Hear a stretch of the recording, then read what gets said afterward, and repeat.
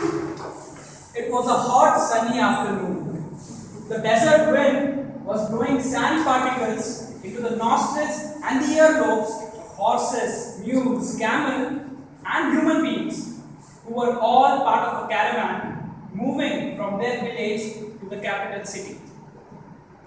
And part of this caravan was a man, a plump middle-aged man. A plump middle-aged man with a shaggy beard and clothes that barely fit him, with a constant expression of a person who just sat on a cactus plant.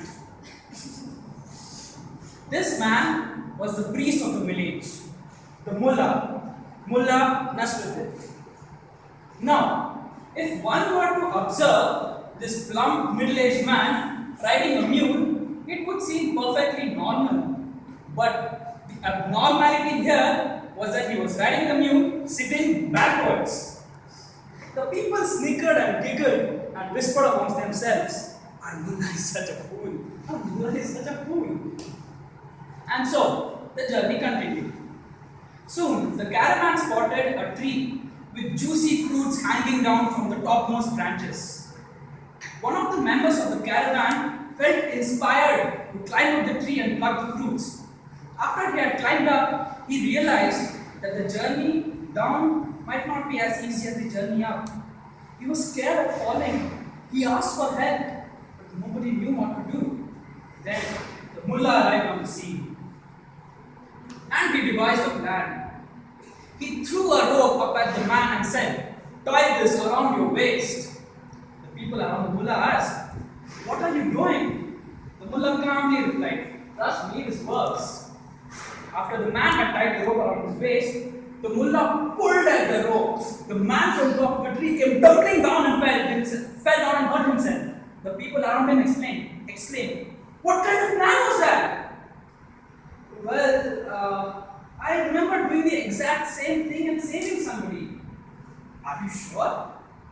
"Yeah, it's just that I don't remember if I saved him from a well or from a tree." And so, the caravan continued its journey, and the people whispered amongst themselves, "Mullah is such a fool. Mullah is such a fool." After some time, they halted for lunch. They halted near a grove. One of the travelers asked the mullah, "Mullah, why is it that walnuts grow on big, strong trees, whereas watermelons grow on thin, weak vines?" Just then, a walnut from top of the tree hit Mullah square on the head. The mullah turned to the traveler and replied, "Now do you understand why things are the way they are?" After lunch, the caravan packed and the journey resumed again. And now the people whispered amongst themselves, "Oh, our mullah is so wise, our mullah is so wise."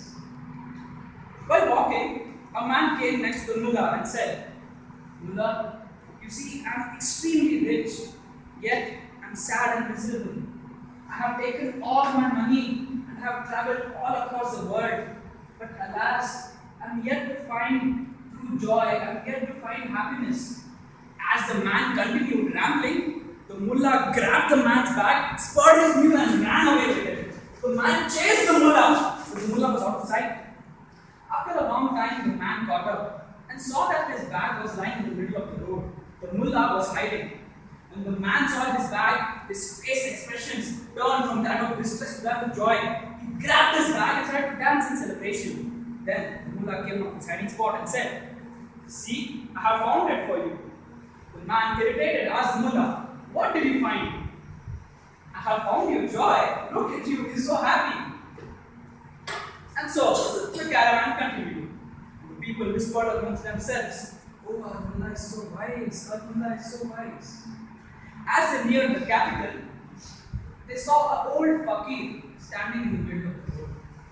He was frantically pointing up towards the sky. The people thought he was mad. The mullah approached the fakir and tried to pull a rope out of his bag.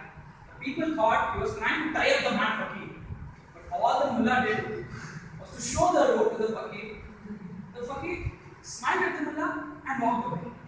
The people were wondering at the transaction of stupidity that had just taken place.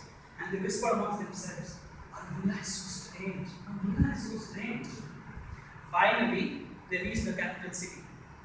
After a few days, the antics of the mullah reached the king's ears, and the king himself summoned the mullah to his court to test once for all if he is wise or a fool.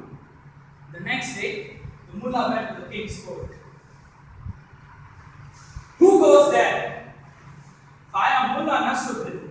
The king has summoned me to his court to test my wisdom and knowledge. Wisdom and knowledge, huh? If that's the case, then the king is bound to reward you with some or the other sort of, reward. We will let you pass only if you agree to give us half of the reward you receive inside. The mullah reluctantly had to agree. And after he went inside the king's court and all the formalities were complete, the king addressed the mullah. So, mullah, what is it that you have got for me? Your Majesty, I have something to recite for you. Alright, go ahead, recite it. The mullah recited.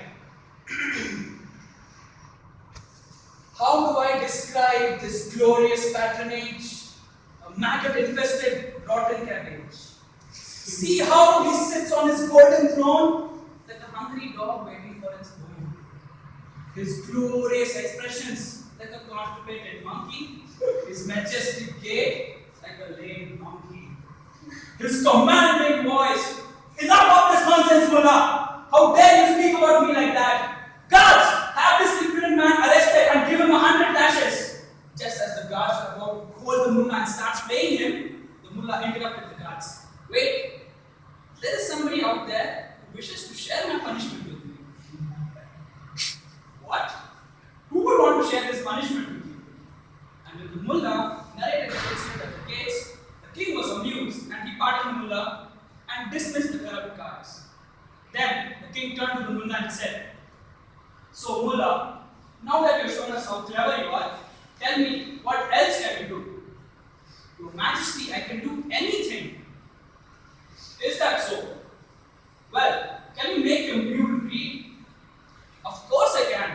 All I need is 50,000 gold coins and 8 years of time. And I promise you, within that time, my mule will be reading. Alright, but remember, if you fail to do so at the end of 8 years, I will have you imprisoned and tortured for the rest of your life.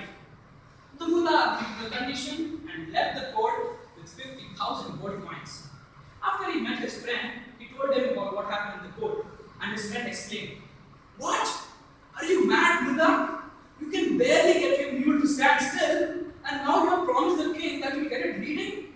And the mullah calmly replied, You see, my friend, in this case, the king forgot to consider the age of my mule. At its best, the old fellow might live for 3 years, and after that, the money is mine. The mullah walked away chuckling, leaving his astonished friend behind. And so, the caravan started its journey back to the village. And the mullah, as usual, was riding his mule backwards. And the people whispered amongst themselves, Our mullah is so strange, our mullah is so wise, our mullah is such a fool. But what if in every foolish action of the mullah lied deep wisdom? What if, when he pulled the man down from the tree, what if he was trying to tell us, at the cost of the man's broken leg, that it is better to fall and hurt yourself and conquer your demons than remain suspended in a state of paranoia? What if the old fakir standing in the middle of the road was actually a Sufi saint, trying to test the mullah by showing him that there is only one truth and that is God?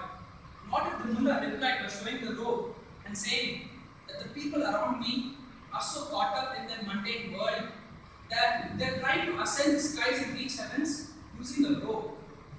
What if the mullah was riding his mule backwards just to avoid the sun's glare?